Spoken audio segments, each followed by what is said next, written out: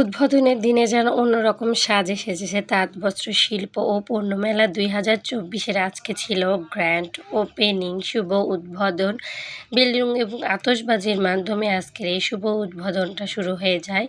এই যে দেখতে পাচ্ছেন মিডিয়ার সকল ধরনের লোকজন এখানে আছে, ইউটিউবার, ফেসবুক বা সাংবাদিক যারা বলেন সকলেই কিন্তু এখানে একত্রভাবে জমাট বেঁধেছে। এই যে উদ্বোধনের বেলুন আকাশে উড়িয়ে দেওয়া হলো।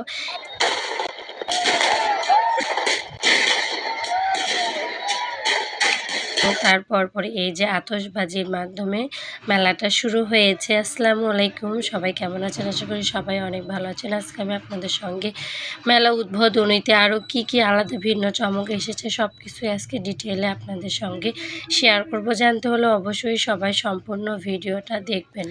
প্রত্যেকবারের মেলার তুলনায় এবারের মেলা ছিল একদমই ভিন্ন রকম, যেটা না বললেই না। এই যে শুরুতেই গেটে ঢোকার পরেই এরকম খুবই সুন্দর একটা ডেকোরেশন করা ছিল দুই সাইড দিয়ে। আপনি এই নিচে দিয়ে যখন হেঁটে যাবেন আপনার ভিতরে একটা অন্যরকম একটা ফিল আসবে, অনেক ভালো লাগবে।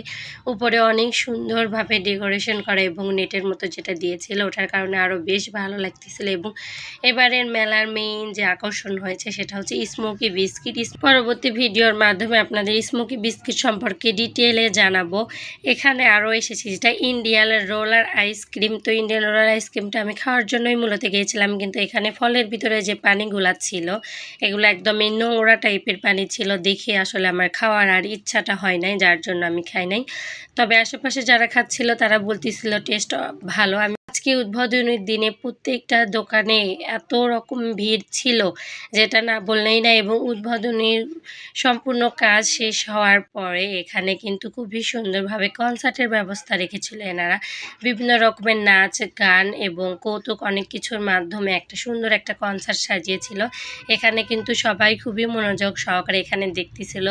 ছোট বড় মাঝ বয়সী সবাই কিন্তু এই কনসার্টটা উপভোগ করতেছিল মেলায় এসে। সবাই কিন্তু সবারই বেশ ভালো লেগেছে। আমি কিন্তু লাইভ করেছি এখান থেকে, লাইভের মাধ্যমে আপনাদের মেলা উদ্বোধনী এবং মেলার যে আরও দোকান সব কিছু সম্পর্কে ডিটেলে শেয়ার করেছি। জানতে হলে অবশ্যই আমার পেজ থেকে লাইভটা অবশ্যই ভিজিট করে আসবেন। এখানে যে আমাদের বাঙালির রেড কার্পেট পাড়ানো ছিল, রেড কার্পেট দিয়ে আপনি হেঁটে হেঁটে মেলার ভিতরে প্রবেশ করবেন, যেটার অবস্থা একদমই নাজেহাল হয়ে গেছিলো সে সময়।